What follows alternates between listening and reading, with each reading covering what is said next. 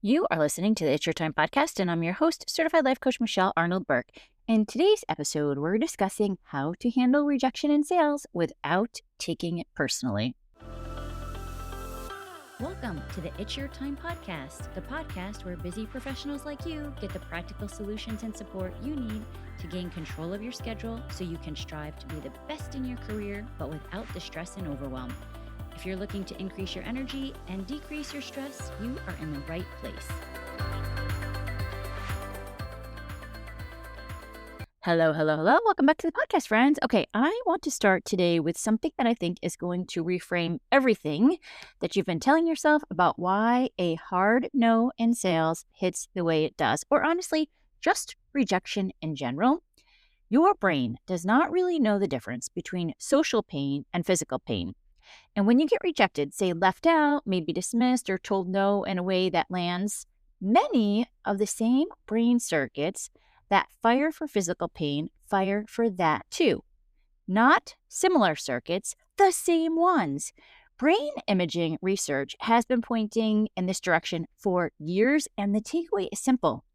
That ache in your chest, maybe after a brutal no, is not metaphorical.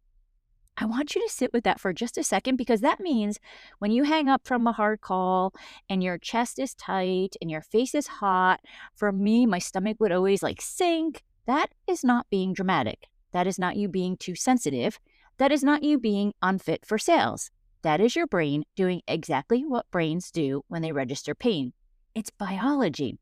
And once we really sit with this, we're able to stop making rejection a double hit. So most of us do the first hit as the actual no itself. And then hit number 2 is the story that we pile on top of the feelings of the no. The things like, I shouldn't let this affect me, or I'm too sensitive, or what's wrong with me. Drop the second hit. You are a human with a nervous system, and the pain is the correct response. We are going to talk about this today and what we can do with it. So it's interesting because this recently came up for someone that I work with. She was kicked out of the OR simply because they wouldn't allow more than one rep at the time. And I was telling her stories from when I started. And honestly, this still happens, especially in sales, right? I think when we stop going for the no's and we stop feeling this, it means we're probably not evolving and growing. But people are not always nice, right? They do not always want to let you in to see the doctor, for example, whatever the reason is. But instead of taking it so personally, like I did for sure when I started, is that I decided to use a thought. Oh, they must be confused. They really don't know me yet, and how much I want to help them, and sometimes how fun I can be. And it feels so much better, right? The default circuit in the brain is you're not wanted here, you don't belong, they don't want what you have to offer. So whether that's in the OR or on a Zoom call or even in a personal relationship, the brain processes it the same way as pain. And then as women, we walk out of that room and we do something men around us statistically are less likely to do. We turn the no into a verdict on who we are. So why does this land harder on us? 2 big reasons, and the science backs both. 1, we are socialized from childhood to read other people's emotions as information about us. Little girls get trained to scan, to attune, to keep the peace, and that becomes beautiful emotional intelligence in a lot of contexts, and a real liability when a buyer says no, because our default is to pull the no inward and make it mean something about us. What did I do wrong? Did they not like me? What could I have said differently? Men, statistically, more often externalize a no. So maybe wrong timing, wrong fit, not their problem, not better. It's just different, right? And in the specific moment of bouncing back fast from a rejection, externalizing actually protects performance. Pulling it inward eats at us. And number 2, our rumination loops are longer. So research is pretty clear on this. When a man on your team loses a big deal, statistically, he tells one story at happy hour maybe and then goes home.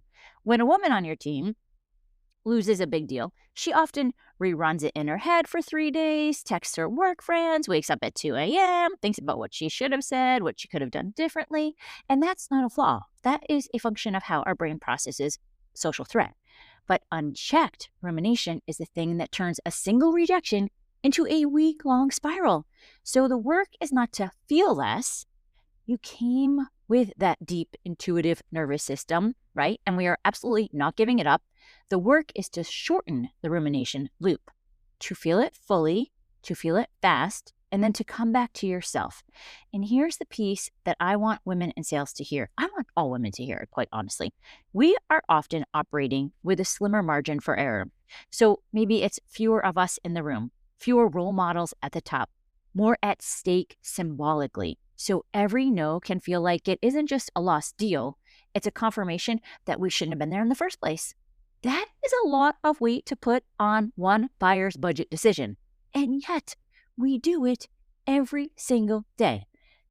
Okay, now I want to give you a piece of science from a Harvard-trained neuroanatomist. And some of you may have heard this on a TED Talk as well. Here's the premise.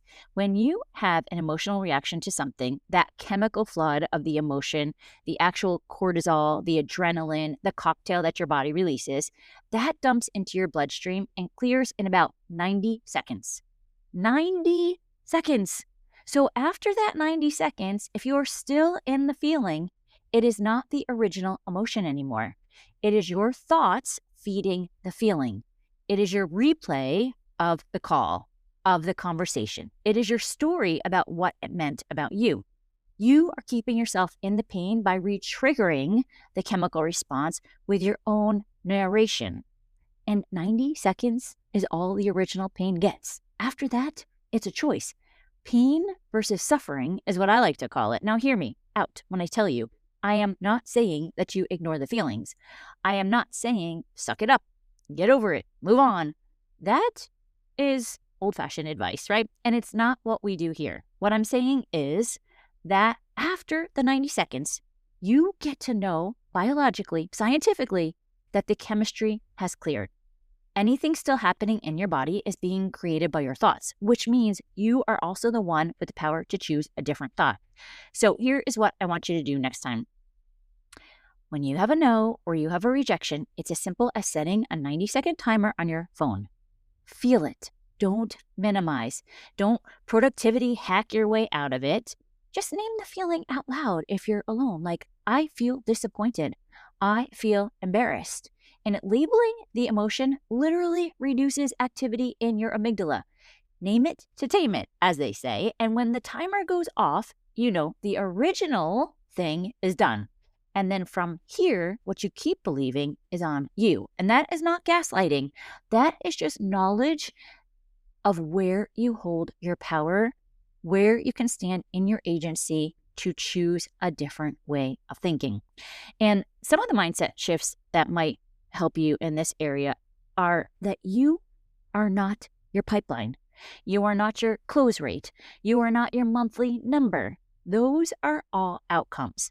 You are the system maybe that produces them, and systems have peaks and valleys. Pipelines have peaks and valleys. Your worth does not. Write that down somewhere so you'll see it. I am the system, not the outcome. Because every time a no lands and it feels like a verdict on who you are as a human, that is the line that is getting crossed in your nervous system. You are conflating the deal with your worth. We need to decouple that every single morning if you have to. And this is the quiet truth that I believe in my bones. In my bones. In my bones, in my bones, in my bones. That is not just something that Mark should be editing out. This is me telling you to listen up. The way you treat yourself after a no is the way you build your capacity for the next yes. If you beat yourself up for an hour after every rejection, your nervous system learns sales calls are dangerous. It flinches, right? It tightens, it plays smaller.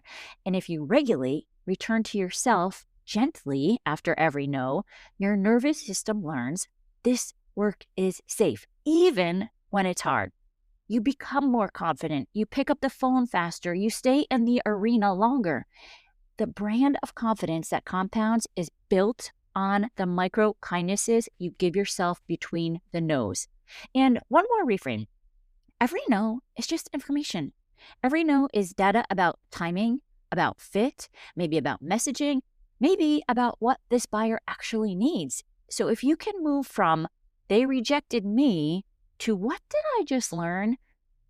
You have transformed the no from an emotional wound into a strategic input. That is what the best sales professionals do. One lesson, one adjustment, move forward. That is the discipline. That is how your pipeline gets smarter every month and how you start making more money instead of having your inner critic getting louder every month. Same event, entirely different relationship with it. So here's what I want you to walk away with today. Rejection hurts because your brain treats it like physical pain. That ache in your chest or in your stomach is real. Women feel it harder because of socialization and biology, and that is not a flaw. It is a feature that we can work with.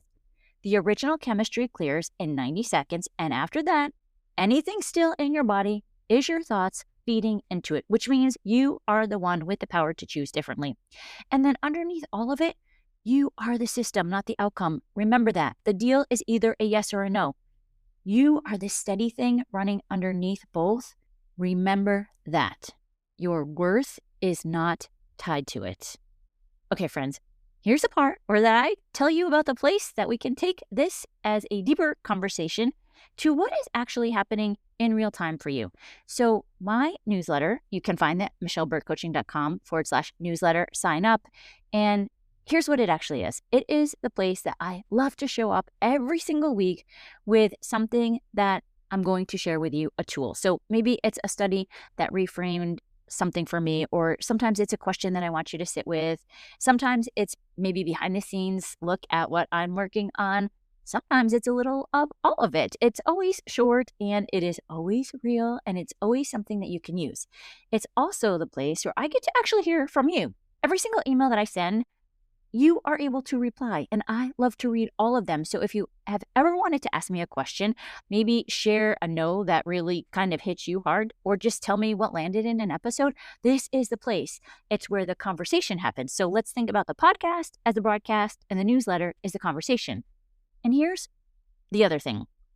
Anything new that I build, and there's some new stuff coming in the next year, so maybe a workshop or a program or a tool or even just more free resources, I put together whatever it is that I'm paying attention to. The newsletter people hear about it first. So you will get the sneak peeks, you'll get the first crack at anything before it goes public, and of course there are bonuses that are in there. And listen, I don't try to sell you on something every single week. Now, when I have something good coming out and I want to offer it to you, I will indeed, especially if we're talking about sales here.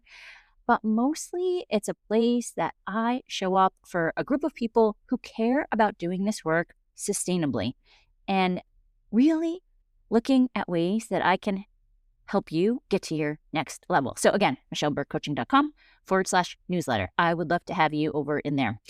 Okay, that's what I have for you today. Let's meet back next week. But for now, lead your life with intention because it's your time. Make it a great day. Take care.